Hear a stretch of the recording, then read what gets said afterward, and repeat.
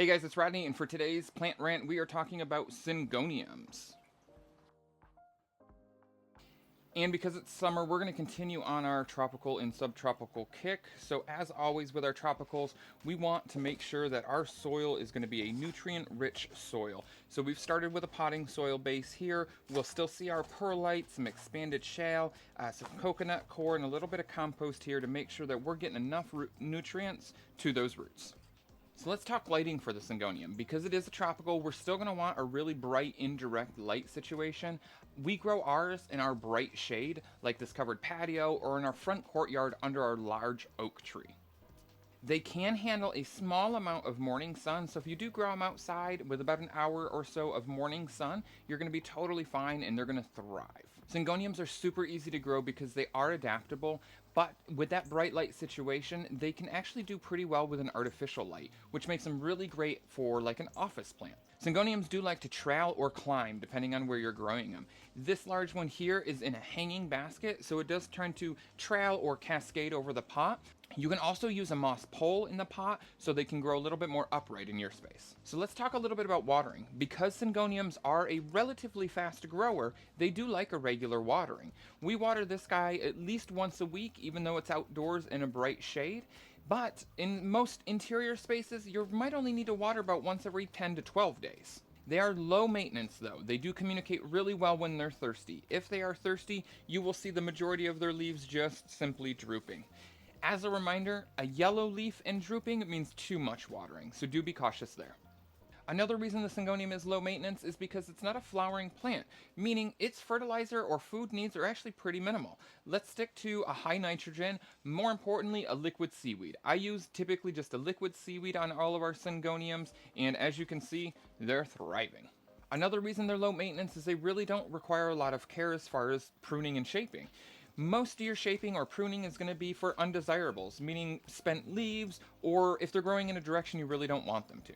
There are tons of Syngonium varieties. This particular one here is a sunset Syngonium, and I've also got an elbow variegata in here as well. The sunset variety is really nice because it's got a lot of the brighter pinks and kind of rust colors in it. The elbow variegata is going to be a solid green leaf, but a much larger leaf, a little bit more of kind of an arrowhead in shape, and it's going to, as it matures, it's going to also have a lot more variegation and white spotting. If you do have a more unique variety like the elbow, you do want to be sure to make sure you're getting just enough light.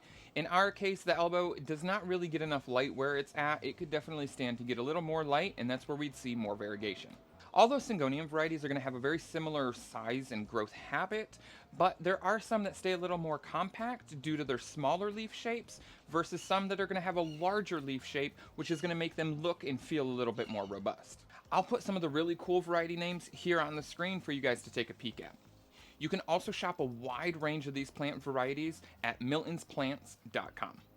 Another really cool thing about a Syngonium is they're super easy to propagate. So propagation is really done by each node, and a node is basically where the leaf is coming out of the main stem. We typically root ours in just a glass of water or a small vase. So you can see that we've reused some different glass vases or glass water bottles here, and check out all of those roots already. This cutting was taken about 2 weeks ago, and check out all of the roots that we're already seeing in there. Now, for pruning in the proper spot, you want to look for the right node, meaning you're looking at each of these little breaks or lines in the main branch itself. Now, the Syngonium can create aroid roots, or roots that are basically growing at different points in the stem. Those are going to be roots that don't necessarily require additional soil, but they're looking for oxygen. That's usually a really great place to look for pruning. So in this case, I've taken a cutting and it's got rooted, but it did lose some foliage in between the main cut here and the tips where it's starting to regrow again. If I were to recut this guy, I would come all the way down to the base here, and I would go back by a couple of nodes. So I've got a lot of branching happening here. I've got 1 node, 2 node, and I'd come to this 3rd node in the branch here. And what I'm going to do is I'm going to cut just after that node. And quick, clean snip. And now I've got the node to help me propagate. I'm going to pull off any spent leaves or spent foliage that the plant's just going to waste energy on to kind of clean that up. And now what I've got is a whole new cutting that I can stick in a vase and get a whole new plant out of. Now, for what's left on this original cutting, because it's got all of this new growth early on here in the branch, I'm going to go ahead and bring that all the way back to that particular node that that's leafing out of, because what that's going to allow the plant to do is fill out all of this new growth here and not waste energy on this area where it's really not going to develop any more leaves. And as you can see, there's actually even some leaves here that have been boarded by the original cutting. I could technically reuse this and make several additional plants out of this by cutting at each one of these nodes to give me a whole new plant.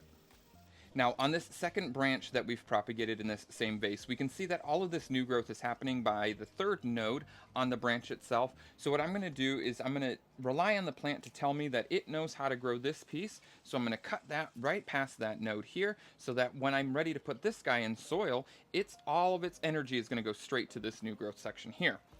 And just like the original, I'm going to come back that additional node here, give myself another cut, clean up all of these smaller and spent and damaged leaves from the original cutting and propagation that I did. And I've got yet again a whole new plant that I can plop right in the vase to get a whole new plant started. Now, one thing that we want to remember when we're taking a cutting and starting a propagation like this in a watered vase, we want to remember that the plant is accustomed to getting water when it needs the water. Meaning, when we bring it over into soil, it's going to typically like a lot more water at the get-go than it would in the long term once it establishes. That being said, you don't want your soil to be soggy. Soil has the ability to create fungals and small bacteria that can exist if it stays too wet. And by doing that, you can cause a lot of root rot to the plant. So you do really want to balance that. Typically what I would do is I would take a small cutting like this and put it in a pot that's no larger than about a 4 to 6 inch pot to get it started. I'm going to have a lot more control over the soil condition by doing that.